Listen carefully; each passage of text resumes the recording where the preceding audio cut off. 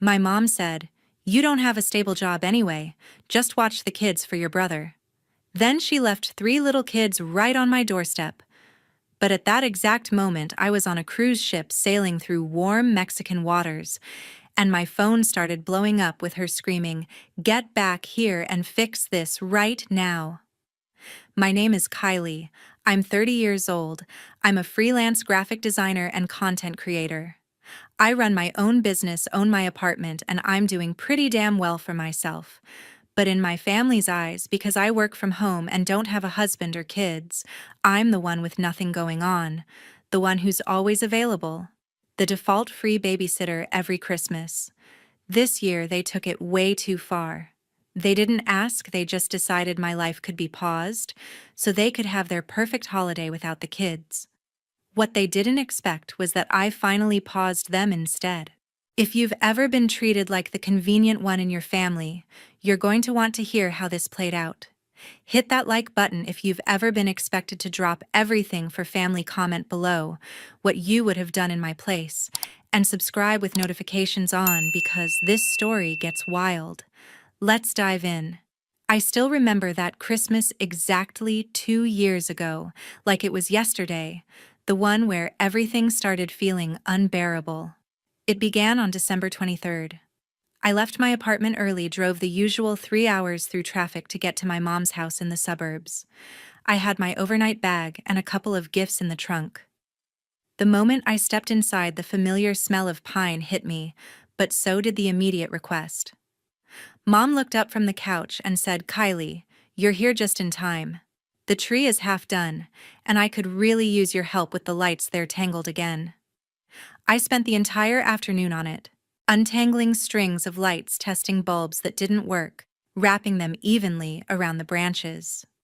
Mom sat nearby with her phone, occasionally directing me to move a section higher or lower. Once the lights were up, I placed the ornaments one by one, the glass balls, the family heirlooms, the kids' handmade ones from previous years.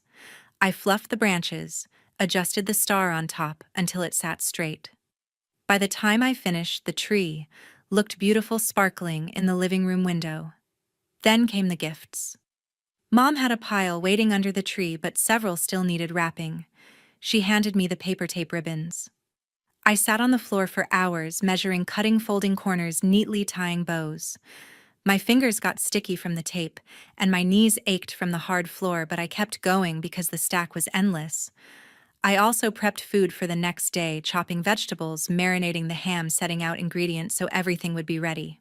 Preston and Lana arrived the morning of Christmas Eve with Ava, who was 4, and Ethan, who was 2. The kids burst through the door full of energy, screaming about Santa and presents. I helped carry in their stuffed suitcases, diaper bags, a pack-and-play toys they couldn't leave behind. Mom hugged them all, then turned to me. "Kylie, you're a natural with the little ones. Can you watch them while we finish setting up?" That request lasted the whole day. While Mom, Preston, and Lana relaxed by the fireplace with mugs of eggnog, talking and laughing about work and old memories, I stayed with the kids. Ava wanted every present opened immediately, tearing paper everywhere. Ethan toddled around, putting everything in his mouth. I picked up scraps of wrapping, constantly folding them away so no one choked. When Ava got a new doll set, she insisted on playing right then, so I sat on the floor building it with her. Ethan got fussy mid-morning, so I carried him around, bouncing him until he calmed. Lunch came, and I prepared separate plates for the kids, small portions cut into tiny pieces, nothing they could choke on. I fed Ethan in his high chair while Ava ate at the little table. The adults had their meal at the dining table, plates piled high, wine glasses refilled. I snatched bites of my own food between wiping mouths and cleaning spills. The afternoon dragged on the same way. Diaper changes, snack time, more play. Ethan rubbed his eyes early, overtired from the excitement, so I rocked him in the guest room, singing softly until he dozed off. Ava wanted stories read over and over. The living room filled with the smell of baking cookies and roasting meat, but I only caught whiffs while chasing the kids. Then evening arrived, and the moment that still burns clearest happened. The tree lights were on full glow, everyone in cozy pajamas after quick changes. Mom clapped her hands excitedly. Okay, family photo time. Everyone in front of the tree, hurry, let's get a good one before the kids crash.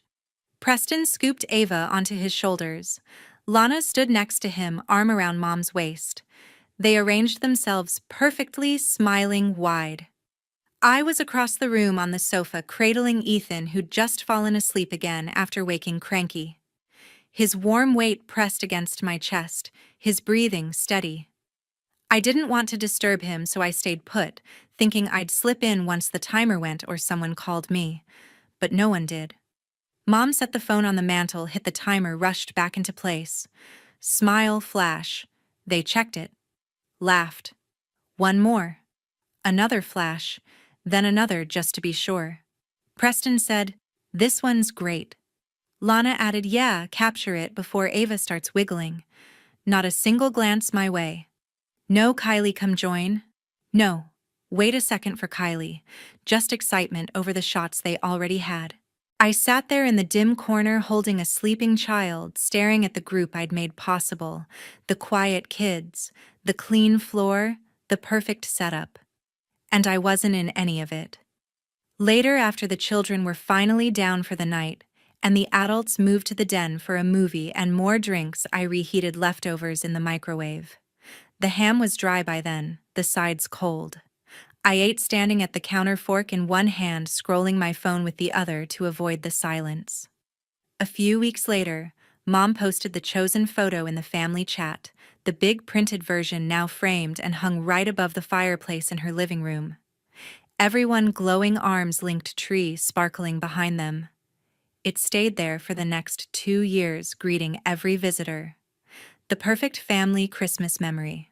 Only I wasn't in it. That night, eating cold food alone while their laughter drifted from the other room, the hurt landed differently. It wasn't just tiredness anymore. It was the clear, sharp realization that in their picture, literal and figurative, I simply didn't count. The call came on a late November afternoon while I was deep into editing files for a major client. I was at my desk in the apartment, surrounded by dual monitors, color palettes, open layers stacked in Photoshop. The project was a rebrand for a tech startup, high-stakes, big paycheck, and a deadline that loomed right after New Year's. My phone vibrated against the wood. Mom. I muted the music in my headphones and answered, switching to speaker so I could keep my hands free. "Hi, Mom," I said, clicking save on the latest version. "Kylie. There's my girl." Her voice was warm, almost sing-song, the tone she uses when she's about to share exciting news. "How's everything?" "Busy, as always." We exchanged the usual small talk. She asked about the weather in the city. I asked about her garden club. Then she eased into it. "So, I've been thinking about Christmas this year. Preston and Lana are completely worn out. He's pulling extra hours at the firm, and with 3 kids under 7, they barely get a moment to breathe. I kept working, dragging a vector shape into place. Yeah, that's tough. 3 is no joke." "Right," she said, as if I'd just backed her up. "That's why I had the perfect idea. They deserve a real break. Just the adults. Nice dinners out. Maybe a little getaway nearby without the chaos of toys and tantrums. And the kids can stay with you for a few days. Your place is spacious, central, and your family. They'll bring everything they need. Crib, diapers, bottles, clothes. Ava's 6 now, so helpful. Ethan's 4, full of energy. And Harper's 8 months. But she sleeps through most nights." My cursor froze mid-air. "Stay with me for a few days." "Yes, honey. Christmas Eve through the 27th or 28th, depending on their plans. It'll be quality time with the grandkids. You always say how fast they grow." I set the stylus down. "Mom, I can't. This project is massive. I'm booked solid through the holidays. Client revisions come in unpredictable waves, and I have calls scheduled." A small silence, then her voice stayed gentle. "Oh, sweetie, I know you're working hard. But you're at home, right? It's not like you have to commute or punch a clock. The kids can entertain themselves while you're on your computer. Ava can color, Ethan has his tablets. Harper mostly naps. You'll barely notice. I'll notice, I said, trying to keep my tone even. A baby needs constant feeding, changing, soothing. And the older two need attention, meals, baths. That's full time. I can't split focus like that and deliver professional work. She made a soft, understanding sound. I get it, I do. But think about your brother. He's the one carrying the family mortgage, daycare costs, health insurance for 5 people. Real pressure every day. Your deadlines are important, but they're flexible. You set your own hours. Helping out would mean everything to them. Mom, my hours are flexible, but the work isn't optional. If I fall behind, I lose the client. This isn't a hobby. Of course it's not a hobby, she said quickly, soothing again. You're talented, we all know that. But let's be realistic, the kids adore you. Ava talks about Aunt Kylie all the time. This would make memories for them. And for you. Don't you want that bond? I rub my temple. I do want to see them. But not by sacrificing my business. Maybe a day visit, or I can come to your place. That wouldn't give Preston and Lana the break they need, she replied smoothly. They've been looking forward to adult time. I only suggested you because I knew you'd understand. Family steps up for each other. The conversation stretched. Every objection I raised, she countered with another layer of gentle reasoning. How the kids would be disappointed if plans changed, how Preston had already started looking at reservations, how my apartment was perfect, quiet, neighborhood, extra bedrooms, how I was in the best position to help because my life was less complicated. When I pushed harder, Mom, I'm seriously saying no. Her tone stayed calm, almost disappointed. Kylie, please don't make this difficult. I've already told Preston you're excited about it. He's relieved, actually. Lana's been so overwhelmed. You wouldn't want to let them down at the last minute, would you? I just want everyone happy. Happy for everyone except me, apparently. Now that's not fair, she said softly. I love you just as much. This is about balance. Your brother has real burdens. You're free to help in ways he can't. That's all. I felt the familiar weight settling in guilt mixed with frustration. She never yelled, never insulted outright. Just that steady drip of implication my work wasn't as valid, my time less valuable, my refusal selfish. Finally, as I searched for another way to stand firm, she wrapped it up. Anyway, it's settled. I'll let Preston know the dates are good. The kids will be so excited. Love you, talk soon. Mom, click. The line went dead. I sat staring at the screen, heart pounding. The design file blurred in front of me. Anger surged first, hot, sharp.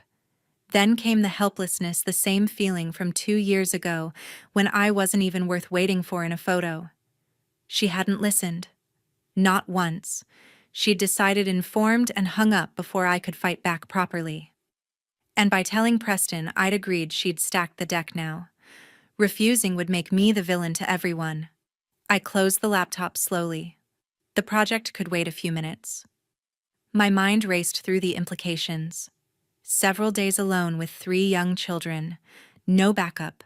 No escape. My business on hold during peak season. The more I thought about it, the clearer it became. This wasn't about the kids missing me. It was about convenience. My convenience, or lack of it, never factored in. By evening, anger had hardened into something resolute. I wasn't going to let this slide again.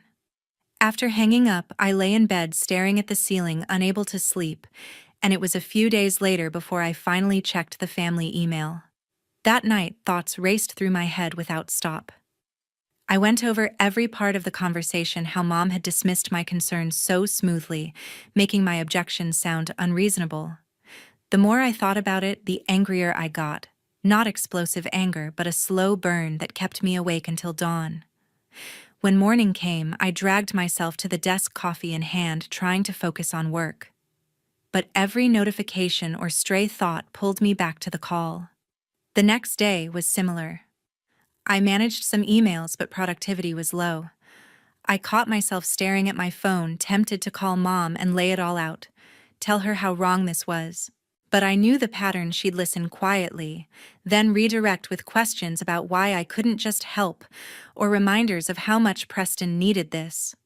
By evening, doubt crept in. Was I being too sensitive? Families helped each other, right? Maybe I could make it work. Squeeze in the kids around deadlines. On the second night, sleep was even worse. I tossed and turned, imagining scenarios. The kids arriving, chaos in my apartment, missed client calls, a baby crying while I'm on a video meeting. The manipulation felt clearer in the dark, how she never directly insulted but implied my life was less demanding, less worthy of protection. The feeling of being trapped grew heavier. By the third day, frustration won out. I needed proof I wasn't imagining it. I opened the family group email, something I rarely checked deeply. Scrolling back there, it was a message from Mom dated the day after our call. She'd written to Preston, Lana, and the extended family, great news for Christmas. Kylie is so excited to have the kids stay with her for a few days. She's been telling me how much she misses them and wants that special aunt time. Her apartment is ideal, and she's happy to give you two a well-deserved break. Can't wait for the holidays. I read it multiple times, my stomach sinking. Excited, been telling her none of that happened. She'd taken my forced silence and turned it into eager volunteering. It wasn't just planning without asking. It was broadcasting a lie to lock me in. If I refused now, I'd look unreliable, the one who backed out and ruined everything. The betrayal stung sharp. I closed the laptop and walked around the apartment, heart racing. This wasn't new, but seeing it written out made it undeniable. She wasn't hearing my no. She was erasing it. That same afternoon, I called Marley. She's my closest friend, the one who cuts through nonsense with clear logic. I recounted the call word for word, then read her the email. She was quiet at first, then said, "This is textbook manipulation, Kylie. She's not respecting boundaries. She's removing them and rewriting the story so you're the hero in her version, but the villain if you object. We talked for a long time." Marley pointed out the patterns, devaluing my career by calling it flexible, elevating Preston's stress as the only valid one, using the kids as emotional leverage. "The email is insurance," she said. "Now the whole family thinks you're on board. Backing out makes you the bad guy." Then she got practical. "Worst case, and don't let this happen, if you're not home when they show up and they leave an 8-month-old outside even briefly, that's abandonment. Child services, police reports, legal mess. In this state, it's serious. Don't let them put you in a spot where you're scrambling or liable." Her warning hit home. I'd been so focused on the emotional side, I hadn't considered the practical risks. Marley didn't stop there. "You've let this slide before because you're kind. But kindness without boundaries is just people-pleasing. This is the line, Kylie. Draw it now firmly or it'll keep moving." I thanked her, hung up, and sat with it all. The advice echoed, but acting on it felt huge. Potential family rift, accusations of selfishness. For the next few days, I wavered. I drafted messages to Mom explaining why I couldn't, then deleted them, fearing the response. Work piled up as distraction failed. I even looked at short-term nannies online, wondering if compromise was possible. But each time Marley's words pulled me back. This wasn't compromise, it was surrender. By midweek, clarity came during a quiet evening. I was scrolling travel sites, idly dreaming of escape, when a cruise ad popped up, the Mexico Riviera route, warm ports, all-inclusive luxury sailing right before the drop-off date. Solo traveler options, no questions asked. The idea sparked something defiant. Not just saying no, removing myself completely. I researched details, itinerary with stops in sunny spots, onboard amenities, reviews from solo guests. The cost was significant, thousands I'd saved for other things, but it felt worth it. Late that night, I booked it. Cabin with balcony, meals included, excursions optional. Confirmation email arrived and a rush of adrenaline hit. This was real. The weeks after flew in secret action. First, the locks I called a locksmith for next day's service, new deadbolts and handles throughout, no copies made for anyone. Then cameras, I ordered a full-set online doorbell with wide-view motion sensors in the hall, easy app setup for remote access. Installation took an afternoon. Testing showed clear feeds from anywhere. To avoid suspicion, I kept communication light. Texts to mom like "all set here" or "excited" for the kids with emojis. She replied happily, sending lists of allergies and schedules. I nodded along digitally while packing my real suitcase, light clothes, sunscreen, novels, nothing child-related. Work-wise, I pushed hard to clear the deck. Finished pending projects ahead, set auto-replies, explaining limited availability for family time, messaged key clients about the brief offline period. Everything buttoned up professionally. As the sale date approached, nerves mixed with excitement. No more second-guessing. The plan was locked in, just like my doors. Early one morning, midway through the cruise, I was sitting on the deck sipping coffee when my phone started buzzing non-stop with camera alerts. I'd been on the ship for a few days, already settling into the rhythm of warm sun-ocean views and zero obligations. Breakfast buffets, poolside reading, evening shows, it was the kind of peace I hadn't known I needed so badly.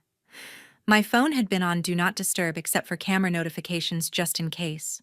The alerts came in a flood motion, detected, doorbell pressed over and over. I opened the app, heart picking up speed. The live feed loaded 2 cars pulling into my driveway back home. Mom's SUV and Preston's truck. It was the day they'd planned to drop off the kids. I zoomed in. Mom stepped out first, bundled in her winter coat, directing Preston as he unloaded suitcases from the trunk. Big ones, duffels, a stroller, bags of toys and supplies. Lana emerged from the passenger side holding baby Harper close against the cold, while Ava and Ethan jumped out, excited at first, pointing at my building. They approached the door. Mom pressed the doorbell repeatedly. Nothing. Preston knocked hard, then banged with his fist. "Kylie, open up, we're here." Mom's voice carried through the mic. Ava tugged at Lana's coat, asking something I couldn't hear. Minutes passed. They rang again, knocked louder. Phones came out, mine vibrated silently in my hand, with missed calls, but I didn't answer. Texts flooded in too, but I ignored those for now. The kids started fidgeting. Ethan whined about being cold, stomping his feet. Ava hugged herself, breath visible in the chilly air. Harper began fussing in Lana's arms, a low cry building. Lana bounced her, looking worried, pulling the blanket tighter. Preston paced the porch, red-faced. She knew we were coming at 10. "Where the hell is she?" Mom tried the handle, locked of course. She dug in her purse for something, maybe an old key, but it wouldn't work. "This isn't funny, Kylie. Come out." The crying escalated. Harper wailed outright. Ethan joined in, tears streaming. Ava looked scared now, clinging to Lana's leg. The wind picked up, snow flurries starting. Lana's voice cracked. "It's too cold, they're freezing. We can't stand here like this." Preston snapped. "She'll show up." She said she was ready. But he looked uncertain, checking his phone again. Mom kept pressing the doorbell, calling my name louder each time. More time dragged. The kids' cries turned desperate. Lana rocked Harper frantically, tears in her own eyes. "We need to get them inside, somewhere warm." Preston rubbed his hands together, breath puffing. "I'll go grab coffee or something from the corner store, keep them in the car maybe." He jogged to his truck, drove off quickly. Mom and Lana huddled near the door with the kids, trying to shield them from the wind. Ava sobbed. "I'm cold, Grandma." Harper's cries pierced the audio. That's when the neighbor's door opened. Mr. Newman, the older guy next door, who'd always been grumpy about noise, stepped out in his robe. He took in the scene, crying children on the porch, bags everywhere, and his voice boomed. "What's going on here? You can't leave kids standing out in this cold. It's dangerous. Get them in a car with heat, or I'm calling the police right now. This isn't right." Mom turned, plastering on her charming smile. "Oh no, it's just a mix-up. My daughter lives here. She's expecting us. Technical issue with the door. Mr. Newman wasn't buying it. Doesn't look like anyone's home. Those little ones are turning blue. Move them now or I dial 911. Lana looked panicked, nodding. We're going. We're going. Preston pulled back up just then with a bag of hot drinks. The urgency hit. They started loading everything back into the vehicles hastily. Kids buckled in crying, still doors slamming. Mom lingered last, glaring at the door one final time, then left a flurry of voice messages I could see piling up. The driveway emptied. Silence on the feed except wind. I switched to the recorded clips later. Dozens of missed calls, texts raging from confusion to fury. Voice messages from Mom demanding, pleading, accusing me of irresponsibility. From Preston, short, angry bursts about ruined plans. That evening, as the ship sailed smooth under stars, another alert. Preston alone this time, parking sloppily. He approached the door, tried the handle, roughly even shoulder-checked it once. Key didn't work, of course. He muttered curses, the mic picked up, kicked a suitcase lightly in frustration, then left after a few failed attempts. Camera caught every second clear. Throughout it all, I watched from my cabin balcony, drink in hand waves lapping below. A mix of feelings, vindication, sharp a twinge for the kids' discomfort, but mostly relief. They'd felt the consequences of assuming. And I hadn't said a word. I never picked up. Never replied. Just observed as their perfect holiday cracked from the start. The days that followed on the ship passed in a peace I hadn't known in years. After witnessing the chaos through the camera, I chose one calm afternoon to act. I walked the deck as the ship glided toward the next port, sun high and warm. I took several photos of myself in that moment, leaning against the rail with the endless blue Mexican water behind me, light wind in my hair, a bright cocktail in hand, face relaxed in genuine contentment. No posing, no exaggeration, just proof of where I was and how I felt. Back in my cabin, I opened the family group chat for the first time since leaving. Unread messages stacked tall from the previous days, dozens of them timestamps showing escalating frustration. I didn't read a single one. I attached one of the photos, the one with the clearest view of the ocean, and my quiet smile, and typed the caption, "I told you I wouldn't be there. I'm living my own life." I hit send, then immediately closed the app. Phone back to full, do not disturb.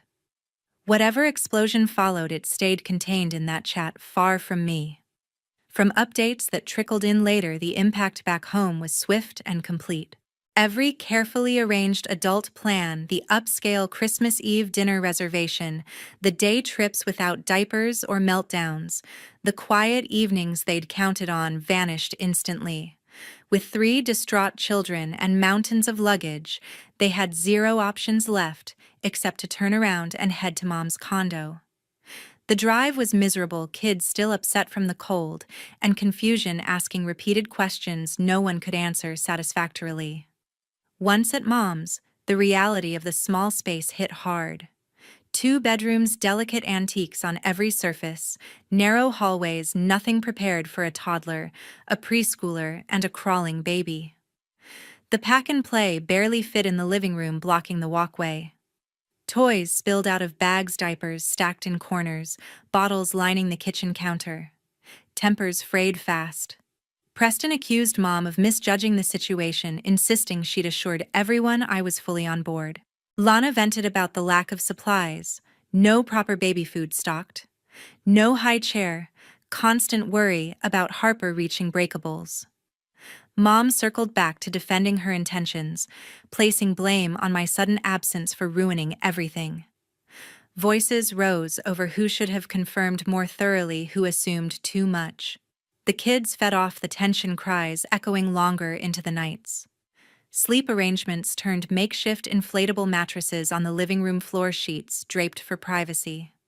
Meals became hurried takeout, eaten around a coffee table too small for everyone. Planned outings canceled one after another. No fancy holiday brunch.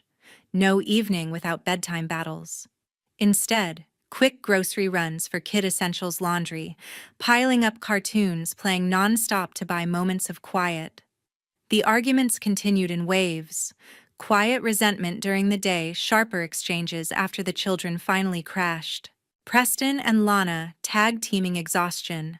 Mom feeling overwhelmed in her own home. No one got the rest or celebration they'd imagined. A couple of days into this new reality, Marley messaged me with fresh details she'd gathered from Aunt Helen. Helen always plugged into the neighborhood grapevine, and her church circle had heard versions of the story circulating widely.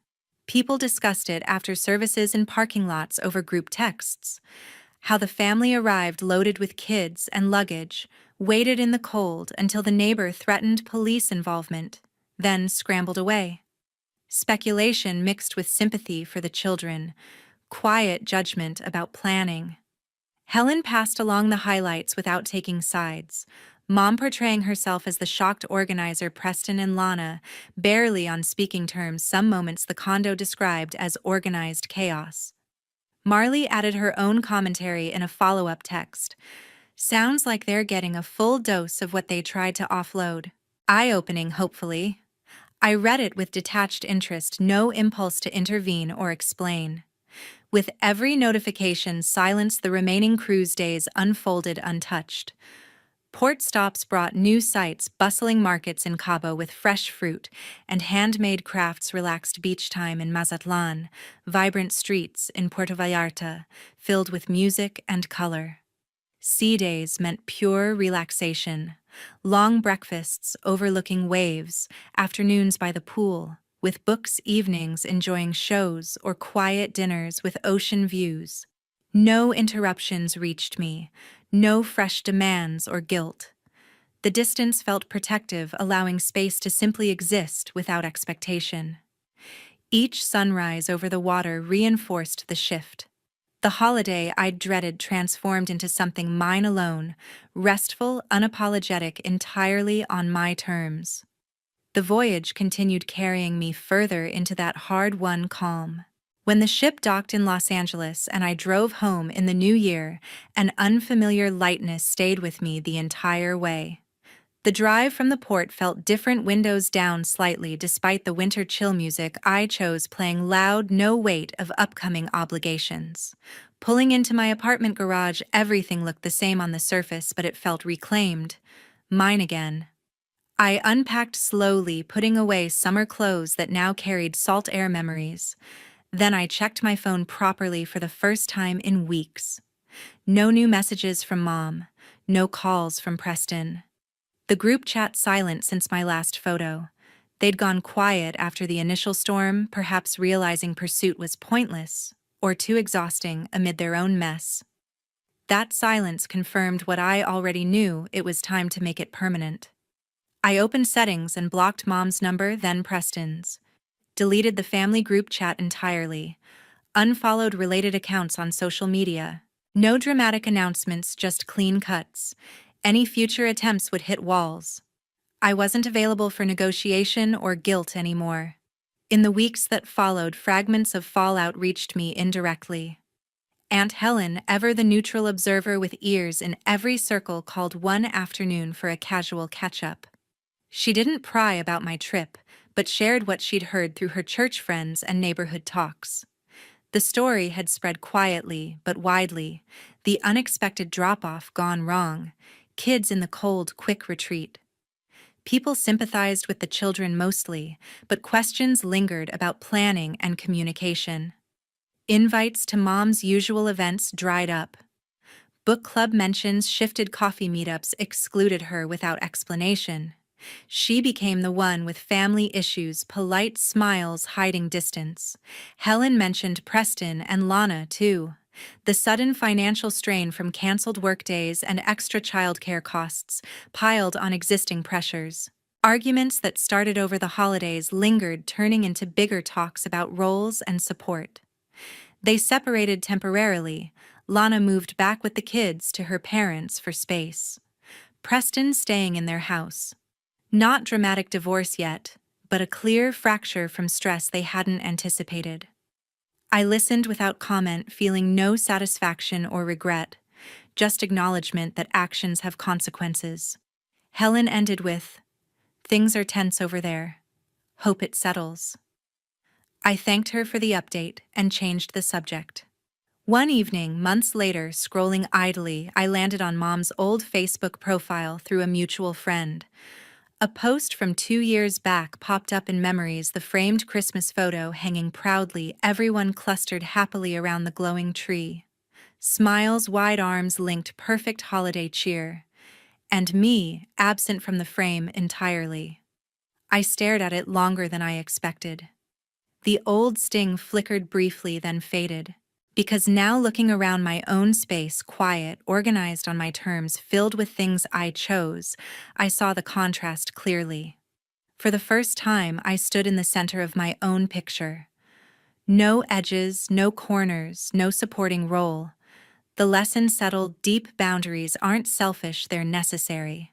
Self-respect doesn't require proving worth through sacrifice, and no one gets to treat your time as disposable just because it's convenient for them or because you happen to be ran roi. Life since has been steadier. Work flows without interruptions I once allowed. Plans are mine to make. Holidays approach without dread, only choice. I don't wonder if they've changed or if bridges could rebuild. Some distances are healthy. The frame I'm in now fits perfectly, and it's all mine.